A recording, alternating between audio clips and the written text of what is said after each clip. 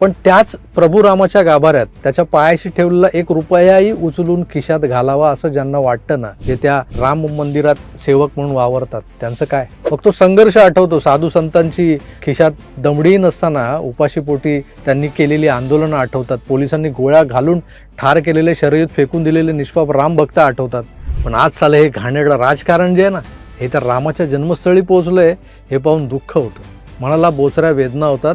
चंपतरायसारख्या या भक्तीच्या ठेकेदाराला ज्याचा फोन आला, त्या मुकादमाचाही प्रचंड राग येतोय. पण यावर उपाय एकच आहे. माणसानं आपल्या भावना काबूत ठेवायला हव्यात, काबूत आणायला हव्यात, त्याच्यावर प्रभुत्व मिळवायला हवं. आपण भावना विवश होत जातो आणि फसतो.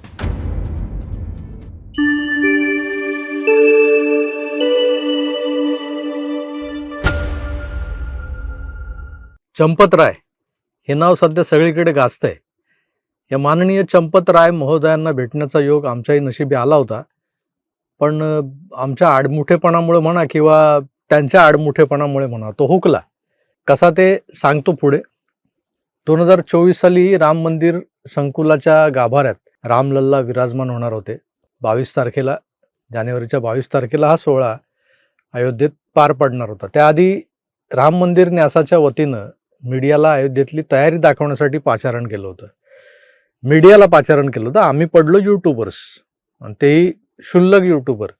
कारण मराठीतल्या काही यूट्यूबर लोकांना प्रचंड हाईप देऊन त्यांचा आकडा वाढवून ठेवलेल्या याच सरकारी मंडळींना माझं कधी कधी थेट आणि जे स्पष्ट बोलणं असतं ना, ते टोचतं बहुधा. त्यामुळे मुद्दाम ते मला असा खाड्यासारखा बाजूला काढतात. आता काही लोकांना तर प्राणप्रतिष्ठा सोहळ्यात विशेष निमंत्रित म्हणून बोलवलं होतं. आपल्याला काय बाबा, निमंत्रण वगैरे नव्हतं त्याचं. पण वाईट कशाचं वाटतं माहिती आहे का तुम्हाला? चला, मी अगदी बालपणापासून संघाच्या शाखेत जाणारा स्वयंसेवक आहे. खेतवाडी सायम शाखा. माझ्या शारीरिक उंचीमुळे मला शिशु वर्गीकरणात उभं केलं होतं. त्याच शाखेचा कालांतरानं मी म्हणजे त्या खेतवाडी सायम शाखेचा शिक्षक बनलो, शाखा लावू लागलो. पुढे चिंचवडच्या वाल्लेकरवाडी शाखेचा मी शिक्षक होतो. अंबेजोगाईला प्रथम वर्ष शिबिर जे झालं ते अटेंड करून आलेलो, म्हणजे प्रथम वर्ष शिक्षितही आहे. तरीसुद्धा संघ परिवार आणि इतर जी मंडळी आहेत हिंदुत्ववादी, त्यांना माझं आता एक हिंदुत्ववादी विचारांचं यूट्यूबर म्हणून मागच्या 5-6 वर्षातलं जे काही योगदान आहे, ते लक्षणीय तर सोडाच, दखलपात्रही वाटत नाही असं मला वाटतं. असो, तो वेगळा विषय आहे. मी 2024ला जानेवारी महिन्यातच 6-7 तारखेला अयोध्येला गेलो होतो. मंदिराचं काम जोरात सुरू होतं शेवटच्या टप्प्यात. आधी वाराणसीला भोलेबाबांचं दर्शन घेऊन आम्ही नंतर अयोध्या, असं करत 3 दिवसांचा तो दौरा होता, तो आटोपला होता. या दरम्यान मी मंदिराचं काम ज्यांच्या हातात होतं त्या LNTच्या इंजिनियर्सपैकी आमच्या गिरगावातले फोर्ट भागात राहणारे इंजिनियर संतोष बोरे, त्यांच्या सहकार्याने अयोध्या फिरलो. रामलल्लाचं दर्शन घेतलं. त्याच वेळेस एक विरोधाभास जाणवला.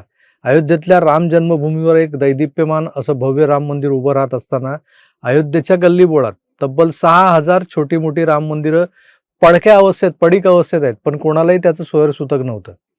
तर त्यावर एक रिपोर्ट त्यावेळेलाही मी केलाय. अशाच एका मठीत भंडारा होता दुपारी. तिथं जेवलो आम्ही, मी आणि आमचे मित्र. अयोध्या दर्शन झालं. त्यानंतर मला खरं तर फैजाबादला जायचं होतं, जिथं मी वयाच्या 18व्या वर्षी कार सेवा करायला म्हणून हाफचड्डीवर जो निघालो होतो मुंबईतून, ते तिथवर पोचलो होतो फैजाबादपर्यंत.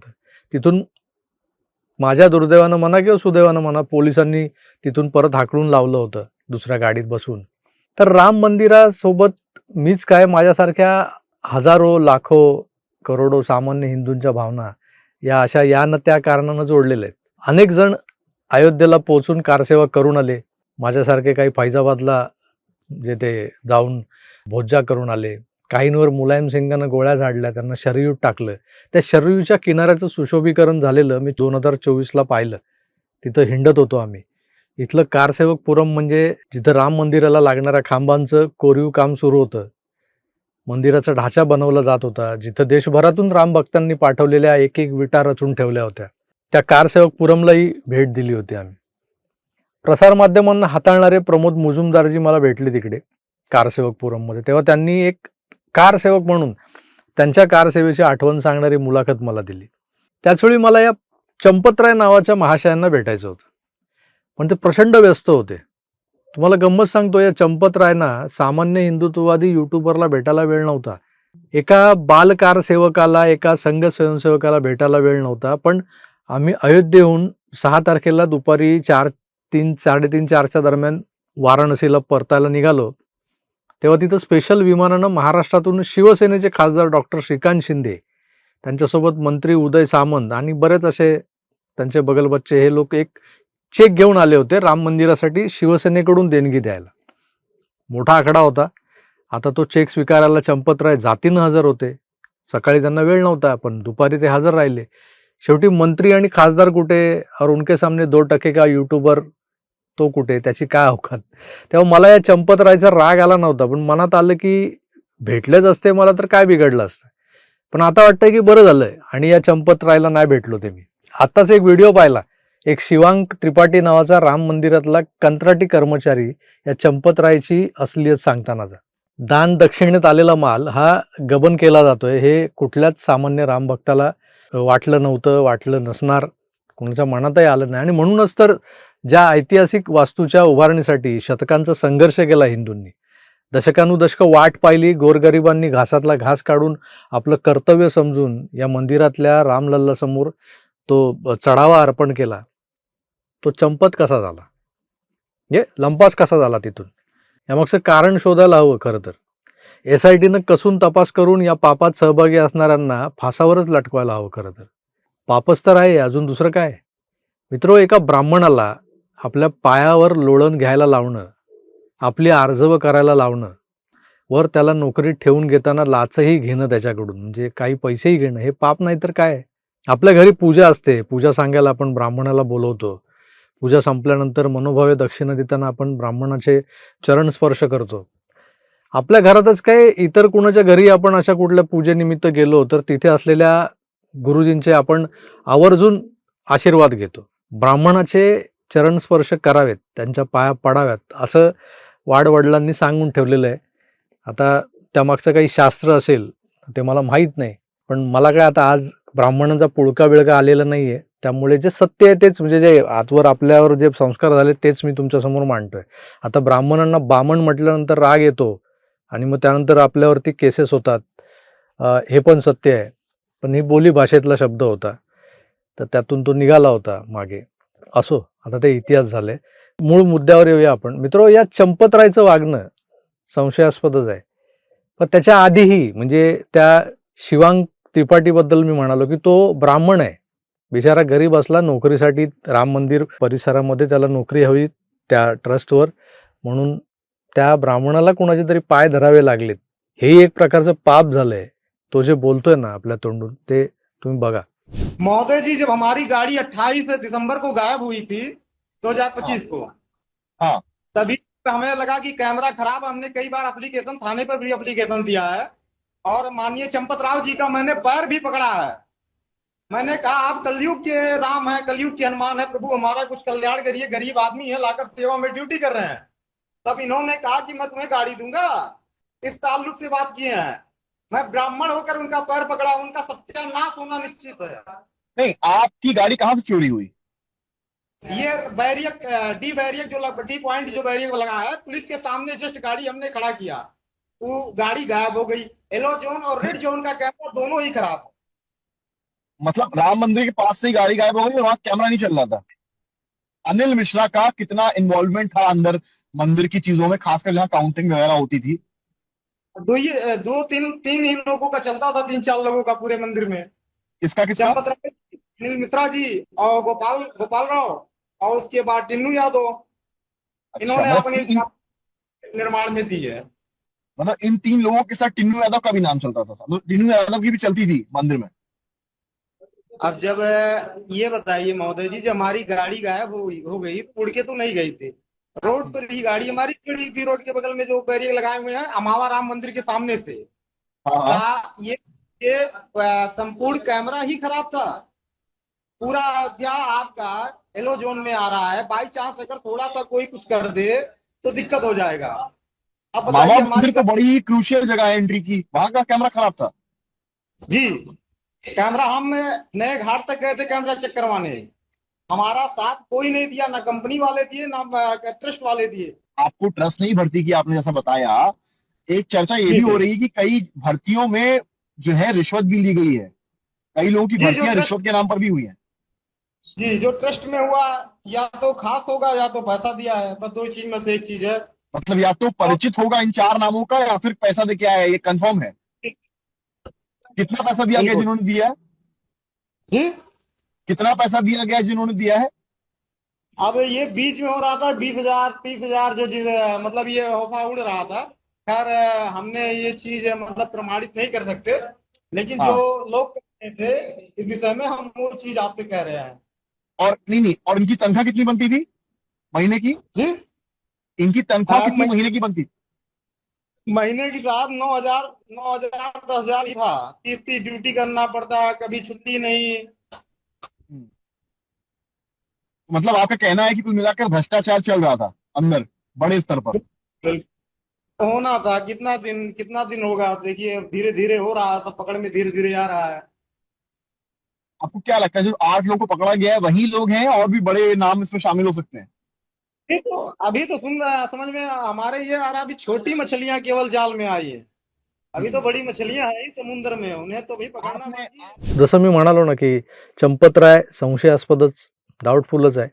पण हा चंपतच सगळ्याचा मास्टर माइंड नाहीये असं मला का वाटतं, तर कारण याच्याही वर याचा कोणीतरी बाप बसलेला आहे असं वाटतंय. कारण कालच मी एका गुजराती वर्तमानपत्रातली बातमी वाचली. गुजराती मिड डे मधल्या त्या बातमीचा एकूण सारांश आशय असा आहे की चंपतराय तक्रार नोंदवण्यासाठी गेले होते. जेव्हा त्यांना कळलं की अशी कुठली तरी चोरी होते दानदक्षिणेतली, पण ते पोलीस स्टेशनमध्ये असं नाही, एका रहस्यमय फोन नंतर पोलीस ठाण्यातून ते निघून जातात. पण त्यानंतर 2 विश्वस्त अनिल मिश्रा आणि गोपाळ राय यांनी पोलीस ठाण्यात पोहोचून परिस्थिती हाताळल्याची चर्चा होते.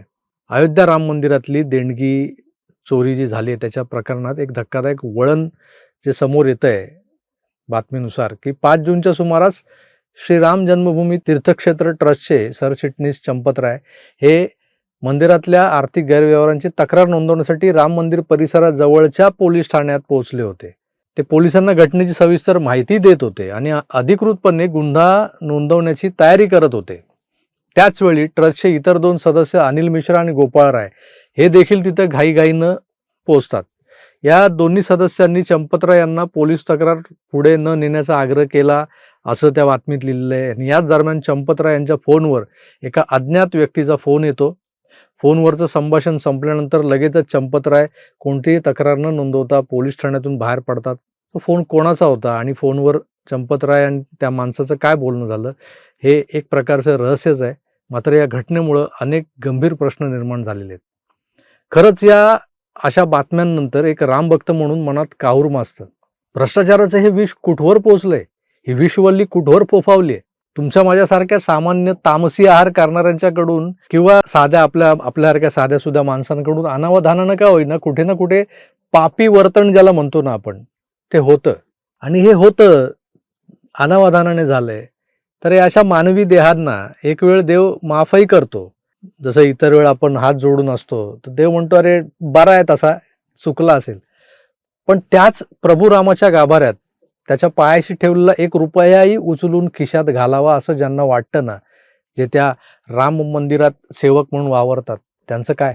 मग तो संघर्ष आठवतो. साधू संतांची खिशात दमडी नसताना उपाशीपोटी त्यांनी केलेली आंदोलनं आठवतात. पोलिसांनी गोळ्या घालून ठार केलेले, शर्यत फेकून दिलेले निष्पाप रामभक्त आठवतात. पण आज साले हे घाणेरडं राजकारण जे आहे ना, हे तर रामाच्या जन्मस्थळी पोहोचलंय, हे पाहून दुःख होतं. मनाला बोचऱ्या वेदना होतात.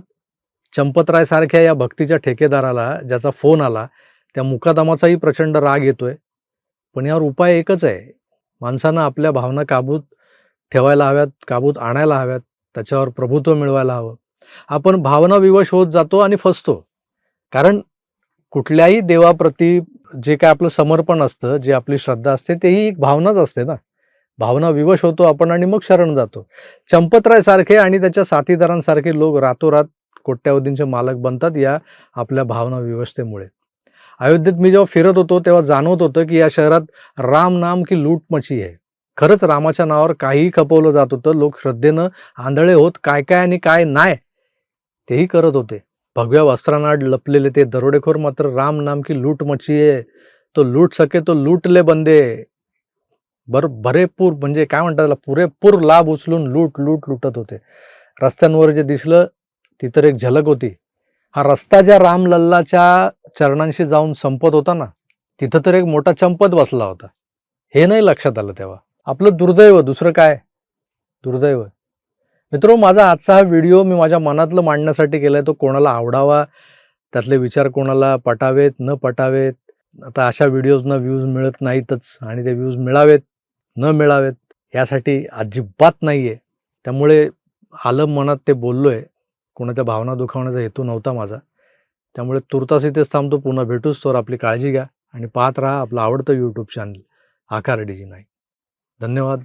नमस्कार.